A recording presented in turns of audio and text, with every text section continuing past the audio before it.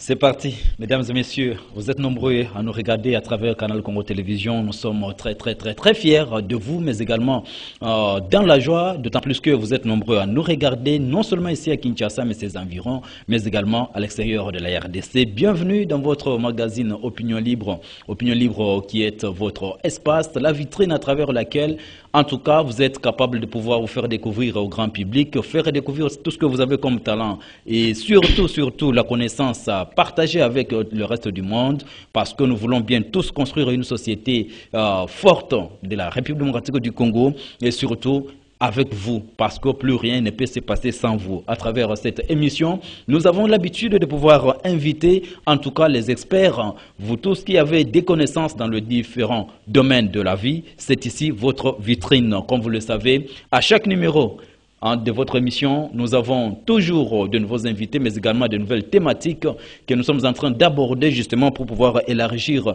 notre connaissance. Vous le savez, depuis un certain temps, la RDC s'est engagée sur la voie de tout contrôler, surtout des pacifications, avec plusieurs dialogues, vous le savez, ici chez nous en RDC. Il y a d'abord, en tout cas, ce dialogue, les consultations qui se tiennent en dehors du pays. Il s'agit, nous sommes là à Nairobi, au Kenya, où le gouvernement congolais est en train de négocier avec les différents groupes rebelles, de groupes armés déloyaux à la République du Congo. Ils sont en train de négocier. Ici aussi, à l'intérieur du pays, vous le savez, depuis un certain temps, il y a une conférence intercommunautaire qui se tient à Lubumbashi, en tout cas justement pour mettre fin à ces guerres qui existent entre les deux tribus, Luba et Katangez, justement au niveau de l'intérieur du pays. Il y a d'ailleurs deux gouverneurs, le gouverneur du Kasaï central et Kasaï oriental qui sont au Katanga, au nord Katanga justement, pour pouvoir parler de cette question. Mais également ici à Kinshasa, vous le savez,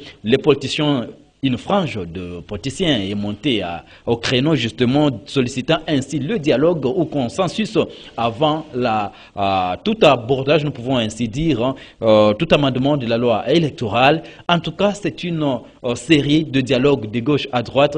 Quelle analyse faire, en tout cas, de cette situation qui prévaut ici chez nous en République démocratique du Congo? Mais quel apport pouvons-nous attendre des structures de la société civile qui sont en train d'accompagner la vie de toute une nation? Voilà la question autour de laquelle nous allons échanger avec notre invité. Il s'agit de Maître Ferdinand Kitenge, qui est le président, le coordonnateur national de la nouvelle société civile congolaise ici chez nous en République démocratique du Congo. Avec lui, nous allons en tout cas tailler bavette avec lui concernant cette problématique. Maître, bonjour. Bonjour, monsieur Emile.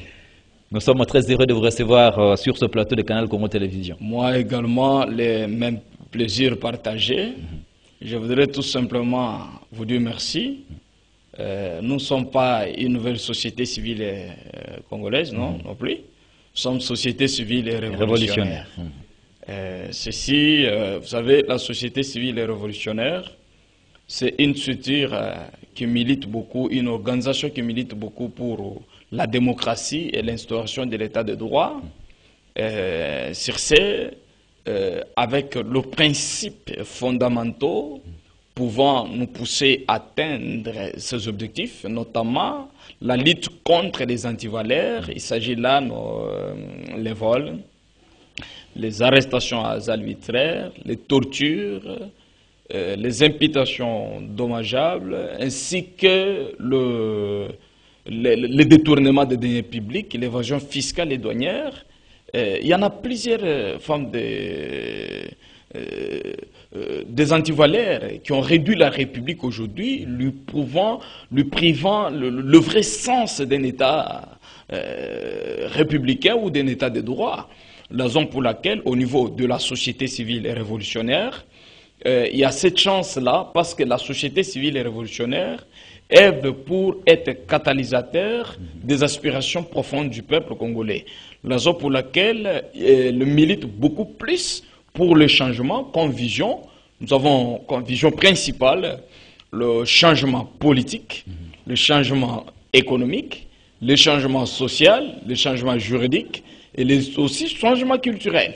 Alors justement, vous êtes maître avocat et aujourd'hui, parce que vous venez là de parler que votre structure est en train de beaucoup plus militer sur les antivaleurs, en termes, disons, de détournement aujourd'hui de deniers publics, la RDC n'est pas épargnée. Et jusque-là, est-ce que vous avez un cas probant qui puisse nous prouver réellement que la société civile révolutionnaire s'y met aussi aux côtés de ceux-là qui combattent ces antivaleurs? Normalement, nous-mêmes, nous sommes dans la première ceinture, c'est-à-dire au niveau de la dénonciation. Oui. Lorsqu'il s'agit d'un trait, là où il y a des traces de détournement des deniers publics au travers les animateurs des ministères, des entreprises ou services publics, la société civile révolutionnaire a des sources principales. Dès lors qu'un fait a lieu, directement, elle se saisit et transmet à qui des droits ces rapports-là. Et nous faisons aussi le suivi, même au niveau de la magistrature, parce qu'il y a trop de couacs. Quand il y a quelque chose de mal, ça ne facilite pas aussi cette tâche-là pour qu'il y ait une effectivité de l'état de droit. Parce que quand on dit état de droit, ce n'est pas une chanson, c'est juste tout simplement qui se traduit tout simplement en un mot, le respect des textes. Nous avons les textes qui régissent la République démocratique du Congo, qu'il faut normalement respecter. Nous avons les institutions établies, qu'il faut correctement et normalement respecter, mais chacun doit marcher conformément à ce principe établi, ce qu'il doit faire et ce qu'il ne doit pas faire. La raison pour laquelle, au niveau de la société civile révolutionnaire, il y a toute une coordination qui chapeaute en amont, c'est-à-dire au niveau national. Il y a plusieurs départements de femmes de genre. Il y a aussi plusieurs cellules et aussi plusieurs commissions qui travaillent pour qu'à tout niveau, et non seulement à Kinshasa, nous sommes partout. Aujourd'hui, nous occupons au moins 18 provinces où nous avons des sièges. C'est dire que vraiment, il y a un grand travail qui s'est fait au travers nos aides, au travers notre concentration et surtout les contributions des membres. Ceci a poussé que l'organisation puisse être impliquée partout. La raison pour laquelle nous voulons un changement dans ces secteurs-là, et c'est tout pour renforcer l'économie des pays. Vous savez, aujourd'hui, nous avons vraiment un budget le plus maigre dans le pays. Donc, la RDC est considérée le dernier parmi les derniers pays les plus pauvres, avec une population très très misérable. Or, avec plusieurs potentialités, et là, plusieurs richesses, c'est ce qui nous révolte à la révolte. Et vous voulez que vous puissiez créer un nouveau monde, une nouvelle République démocratique du Congo, justement, qui doit être tracée. C'est vrai, Maître Ferdinand Kitenge, je pense que nous allons beaucoup plus revenir, peut-être dans une autre émission plus élaborée, sur les actions et les activités que mène la société civile révolutionnaire. Mais aujourd'hui, juste, nous avons fait appel à vous, c'est pour que nous puissions parler en tout cas de cette étape qui n'est pas la moindre, une série de dialogues, je ne sais pas, c'est une série spontanée ou comment, à travers laquelle le pays est en train aujourd'hui d'amorcer. Nous venons là de le dire, et aujourd'hui, c'est la troisième journée, en tout cas, de consultations qui sont en train d'être menées entre le gouvernement, le dialogue bien sûr entre le gouvernement ainsi que tous les groupes militaires rebelles se trouvant au Nord Kivu, dans les deux provinces, en Ituri ainsi qu'au Nord Kivu. Mais ça s'est fait à l'étranger, justement au niveau de Nairobi, au Kenya, avec la facilitation du président kenyan. Au niveau de la société civile révolutionnaire, comment avez-vous d'abord accueilli le fait que le gouvernement puisse aller négocier avec les rebelles, une bonne chose ou bien une mauvaise chose? Merci beaucoup. L'histoire retiendra toujours parce que nous ne voulons pas être un jour rattrapés. Nous voulons tout simplement nous ressaisir. Bien sûr, il y a eu ces consultations sous-régionales chapeautées par les chefs d'État, notamment à l'occurrence le président du Kenya, le président, le chef de l'État, le nôtre, le président Tshisekedi, Félix Antoine Tshisekedi Tshilombo. Nous avons aussi les amis, l'État comme le Rwanda, qui avait été représenté par son ministre des Affaires étrangères. L'Ouganda Il y a également. aussi l'Ouganda également. Bon, cette question, ils ont traité une matière très sensible. La matière très sensible et très tangible de la sécurité de la RDC. Bien sûr, le pays est en guerre. Cette guerre n'a pas d'objet. Cette guerre n'a pas de sens. Parce que les groupes armés, prenons l'hypothèse, le M23, est-ce que ce sont des Congolais? Ce sont des Rwandais, les Ougandais qui sont là, les Burundais qui sont là. Nous allons négocier avec eux. Pourquoi? Alors, donc, à vous entendre parler, la société civile révolutionnaire nous sommes contre toute cette distraction-là, parce qu'il y a un élément qu'on doit capitaliser, qui est qu'on appelle même la pièce, la pièce maîtresse des relations internationales. Cette pièce maîtresse, c'est quoi? C'est-à-dire, c'est l'indépendance et la souveraineté des États. Vous pouvez être dans une relation diplomatique, que ce soit régionale, internationale, sous-régionale, et retenez que ceci doit d'abord respecter les principes sacro-saints, à l'occurrence la souveraineté et l'indépendance des États. Mais cette question de cette coalition de chefs d'État, c'est une bonne initiative. Mais sinon, nous allons discuter quoi? Ce sont des Rwandais qui se sont permis prennent les armes financées par les Rwandais et aujourd'hui venir attaquer la RDC. Pourquoi? Parce que l'état de siège a paralysé l'économie du Rwanda. Nous ne pouvons pas nous mettre même à table. D'après vous, c'est ça, je félicite d'abord le président. Je félicite le président Tshisekedi qui n'a pas voulu se soustraire pour ne pas écouter ces discussions. Il a accepté que non, je dois prendre part. Et quand il est venu, il a trouvé que le motif c'était quoi? Il faut échanger avec ce rebelle. Non, ce sont des criminels qui sont en train de tuer nos Congolais, qui sont en train de commettre des génocides, violer les femmes, les enfants, les égorger nuit et jour. Pourquoi? Et quel jour où nous Congolais, vous savez que s'il y a un peuple respectueux des valeurs, c'est la RDC, ce sont des Congolais de la RDC que nous sommes. Pourquoi? On n'a jamais fragilisé les Congolais partout. La frontière d'un État que ce soit. Donc nous nous sentons que nous sommes capables de vivre en paix. Mais le problème c'est quoi? Ces amis rwandais qui sont venus, parce que nous devons vérifier les accords qui avaient été signés en 2006, en 2007, dans l'ancien régime. J'arrive, parce que c'est un élément très important. Il y a eu l'accord qui avait été signé en 2007 pour limiter, tracer les limites entre la RDC et le Rwanda. Mais celui qui fut le président de la commission était un Rwandais. Tandis que le secrétaire qui représentait la commission, c'était notre frère du Congo central ici, je mettais et je me résistais son nom. Mais aujourd'hui, vous savez ce qui avait été décidé? Personne. Mais vous en connaissez le contenu. Parce que ces gens-là ont commencé à attaquer depuis Mobutu. Comme Mobutu était fort, ne voulait pas qu'il ne touche pas les frontières, ils ont profité avec Mosé Kabila. Et avec la période de Joseph Kabila, c'est là qu'ils ont encore forcé pour se créer plusieurs groupes armés, alimentés encore par ceux qui sont au pouvoir ici à Kinshasa. Notamment certains députés nationaux, certains sénateurs, certains hommes d'affaires, ils sont là. C'est pourquoi nous demandons tout simplement aux services d'intelligence. Comme pour ce moment, on a vu quand même, il y a eu quand même des études, là quand même appropriées, stratégiques, élevées au niveau de l'ANR.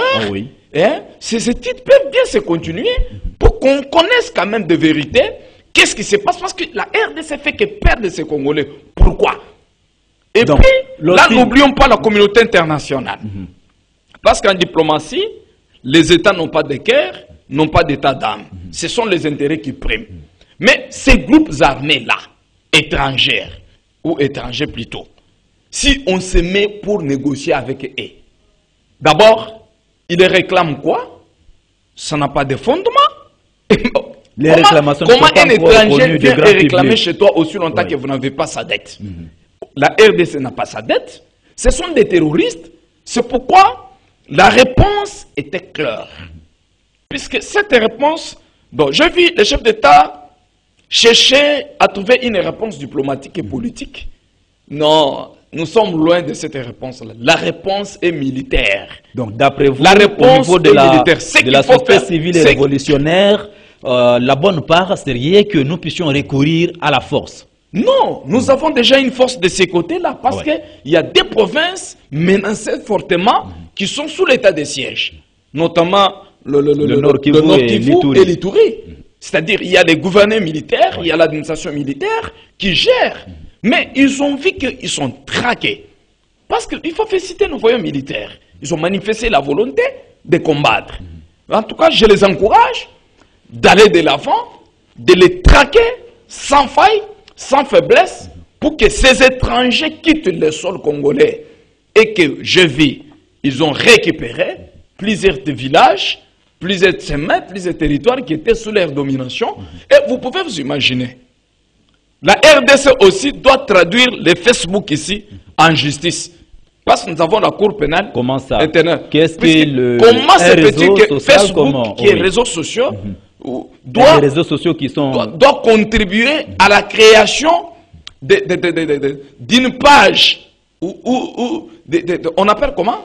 D'une page où tout un fichier là constitué en 1.23, où je vois certains barbares, un voyou qui s'appelle Major, je ne sais pas comment, où est-ce qu'il a fait la formation, parce que nous avons des centres de formation pour nos militaires. Il y a des Kitona, il y a Kamina, il y a aussi plusieurs centres à Kananga, il y a l'EFO, tout ça à Kananga, vous connaissez, il y a Kibomango, il y a le centre de Moura, tout ça. Mais ici, c'est monsieur qui s'autoproclame major ou général, il a eu les grades où. Vous savez, il y a certaines choses qu'on ne peut pas tolérer au jour d'aujourd'hui, au XXIe siècle. Si nous prenons pour le premier volet de cette question, la société civile et révolutionnaire n'est pas, en tout cas, contente du fait que le gouvernement est en train de négocier avec les rebelles. Deuxième des choses, vous proposez à ce qu'il y ait, que le gouvernement puisse toujours continuer à appuyer les FARDC, justement, et qu'à travers la force des FARDC, que l'on puisse bouter dehors les M23. Nous l'avons dit ici clairement. La réponse n'est pas diplomatique. Voilà. La réponse diplomatique doit venir comme une réponse subsidiaire, voire même la réponse politique. Mais la réponse principale, c'est la réponse militaire.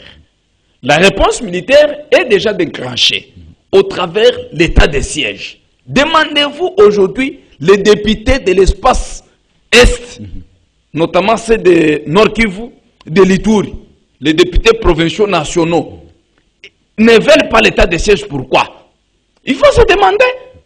Et les officiels, les notables de là, ceux qui sont en complicité, sont contre l'état de siège. Pourquoi? Parce que nous étions là dernièrement, on a constaté qu'il y a quand même un peu... La paix est en train de revenir petit à petit. Contrairement à l'état de siège. De parler de l'état de faiblesse de l'état de siège. Non, grâce à l'état de siège, il y a quand même une circulation un peu normale dans certains coins qui ne pouvait pas arriver. Au niveau de la société civile et révolutionnaire, nous condamnons sérieusement les démarches de ceux qui ne veulent qu'on puisse enlever l'état de siège.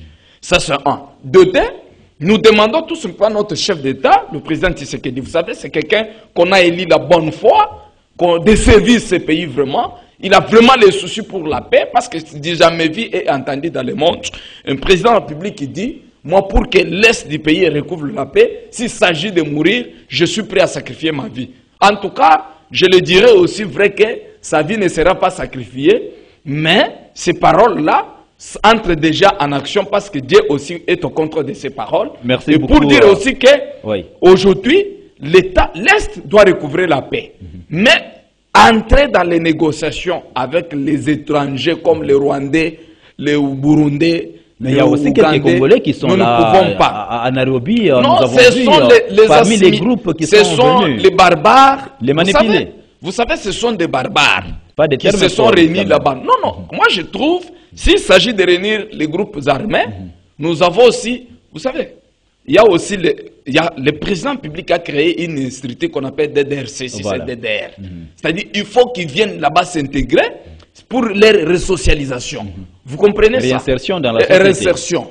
Mais le système de réinsertion là, c'est ce qui nous produit aujourd'hui les militaires non formés. C'est pourquoi, comme conséquence, il y a trop de bavures militaires. Un militaire qui ne connaît même pas la formation, est-ce que vous pouvez vous imaginer? Je maîtrise bien les droits de guerre et les droits internationaux.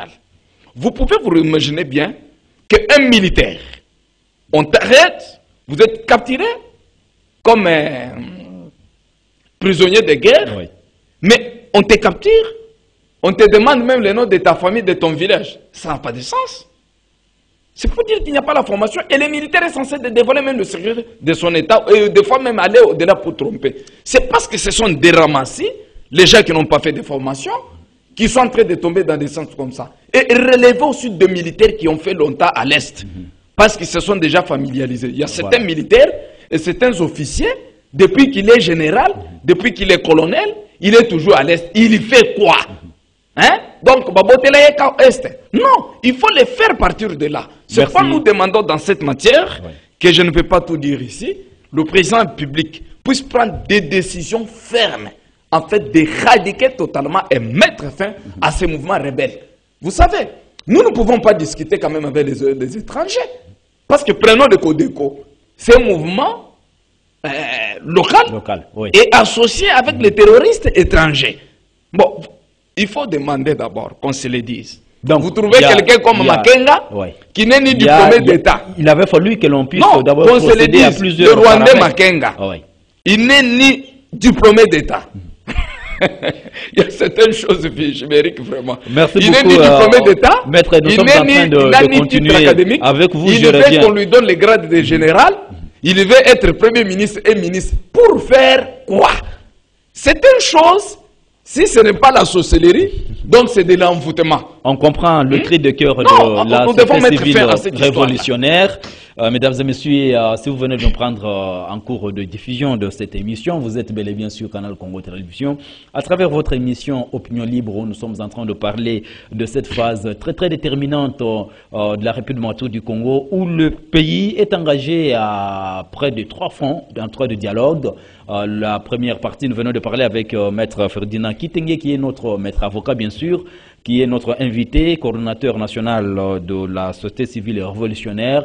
Nous venons en tout cas de parler, en tout cas des contours en ce qui concerne le dialogue qui se passe entre le gouvernement congolais ainsi que les représentants des groupes armés de rebelles qui sont en train de s'aimer la terreur au niveau de l'Est de la République démocratique du Congo. Et vous avez bel et bien suivi sa position.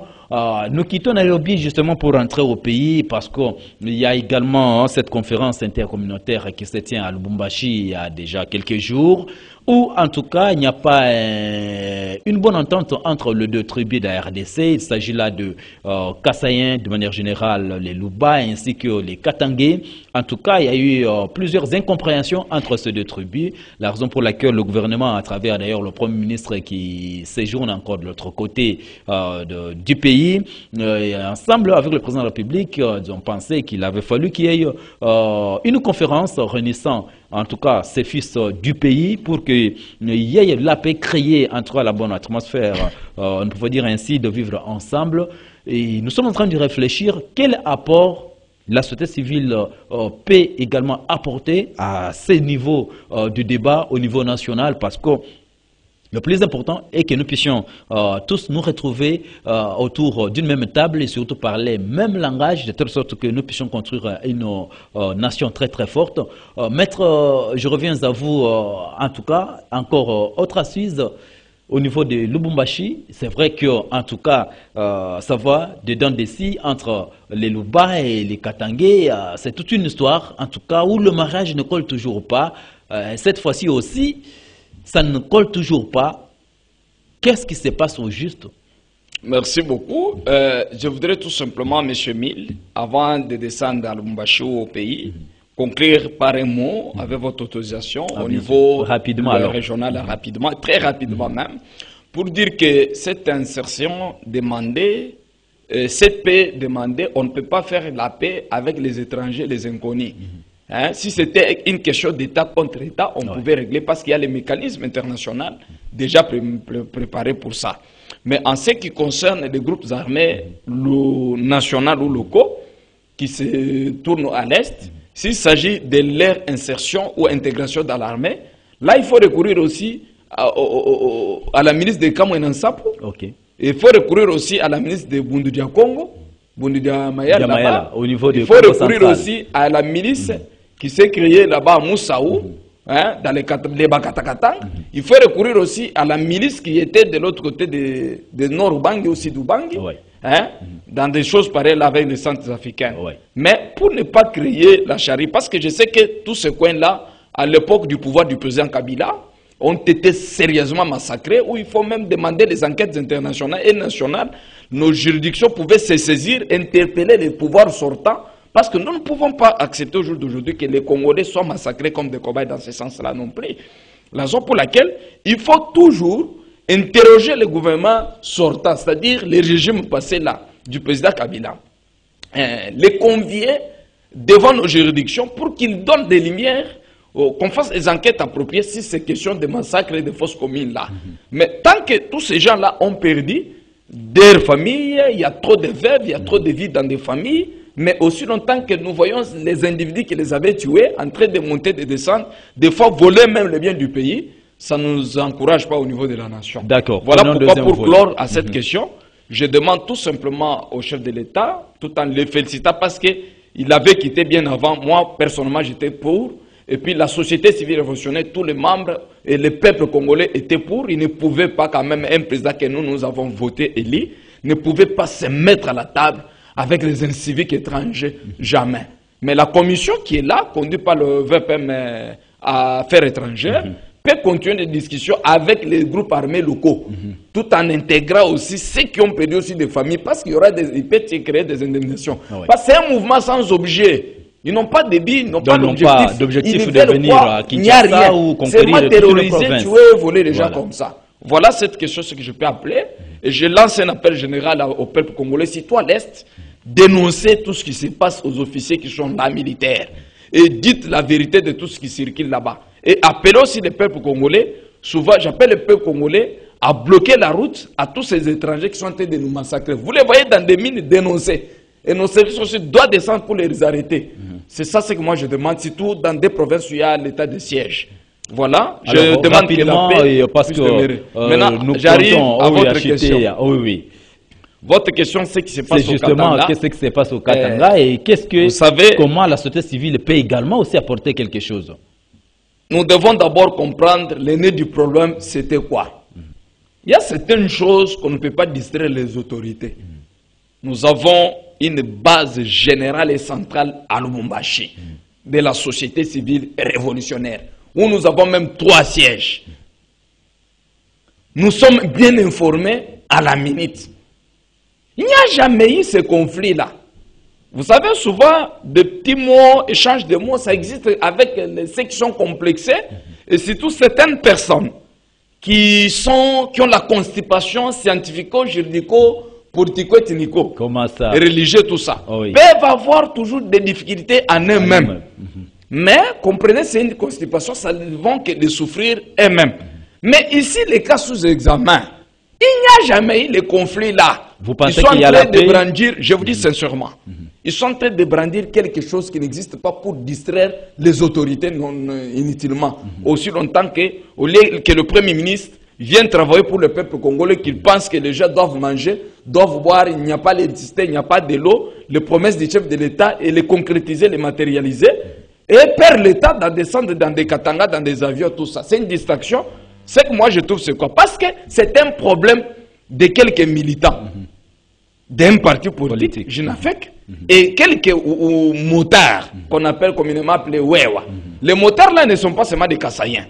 Il y a les Katangais, c'est toute la jeunesse aujourd'hui. Mais pourquoi dire seulement que ce sont des Kassaïens, tout ça? Et inviter les gouverneurs de 5 provinces, de 4 provinces, tout ça, par quel moyen aussi longtemps que ces provinces-là ne fonctionnent pas correctement? Cette question n'avait pas bien fait une bonne lecture, parce que ceux qui sont à la base de cela, vous avez suivi cette dame qui est députée, Madame Mounongo, c'est qu'elle disait, c'est ça les gens qu'il faut interpeller, qu'il faut sanctionner, juridiquement parlant. Donc, Parce qu'ils encore une fois de faire plus, les stations à la la haine société tribale. civile, Ce qui n'est pas normal. la société civile révolutionnaire s'inscrit encore en faux par rapport à Non, cette là-bas, conférence interethnique je voudrais à la éclairer tout simplement l'opinion que le peuple congolais ne veut pas supporter de telles choses-là. Parce qu'il faut envoyer soit le vice-ministre de régler cette question-là. Mais pourquoi de se faire déplacer tout un gouvernement, déplacer encore moins le chef de l'État? Il travaille trop pour la nation.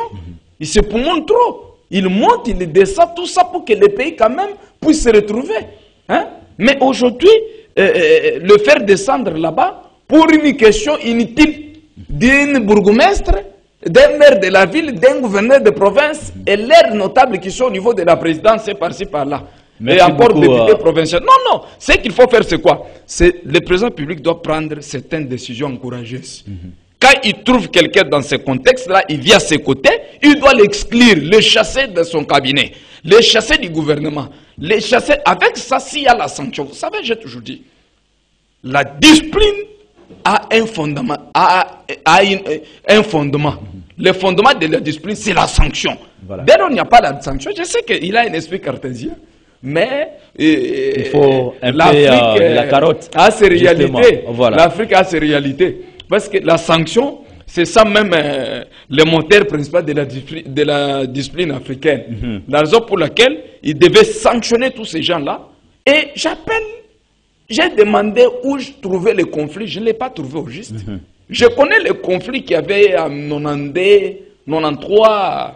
C'est déjà une page d'histoire. Le beau témoin de quoi on avait l'époque de Kingo, comment ça, tout ça. Non, ce sont des mauvais souvenirs. Maître, justement, nous sommes arrivés à la fin de notre émission. C'est vrai que la télé, c'est le temps. Et peut-être un petit dernier mot, justement, parce que... Non, tout simplement, j'appelle le peuple congolais en général de se soumettre à la paix. La paix, c'est quoi? Vous me respectez, je vous respecte. Le respect appelle le respect. La paix appelle la paix. Voilà pourquoi j'appelle tout simplement les peuples congolais, ceux qui sont à l'Est, d'être unis, de soutenir les gouverneurs et tous les services militaires qui sont là. J'appelle aussi ces services-là d'être toujours en mesure d'accorder cette paix au peuple comme ils sont en train de faire. J'encourage nos militaires et nos policiers qui sont là. Merci et puis, j'encourage aussi nos autorités politiques administratives de renforcer les stratégies. Demain, c'est les 100 jours une année du gouvernement Sam Lukonde. Mais au social, il n'y a rien. Il doit vraiment tout faire. Quand il ne travaille pas, je demanderai même au président public de lui faire écarter, de le faire partir, trouver un gouverneur, un premier ministre capable de penser comment résoudre les besoins du peuple. Le peuple n'a pas besoin de vos mandats, 5 ans. Mais si le peuple congolais a mangé à boire, président Tshisekedi peut faire même 100 mandats. On a vu en Chine, on a vu on a vu où chez Poutine là-bas. Merci beaucoup, maître Ferdinand Kitenge. Nous vous disons merci d'avoir été de nôtre à travers votre émission. Mesdames et messieurs, nous arrivons à la fin de votre émission Opinion Libre. Nous disons merci à notre ami Olivier Lungongo qui était derrière la caméra. Merci beaucoup à Moron Zambé et toute l'équipe au niveau de la réalisation de cette émission. Nous prenons rendez-vous avec vous au prochain numéro avec un autre invité, mais également avec une autre thématique.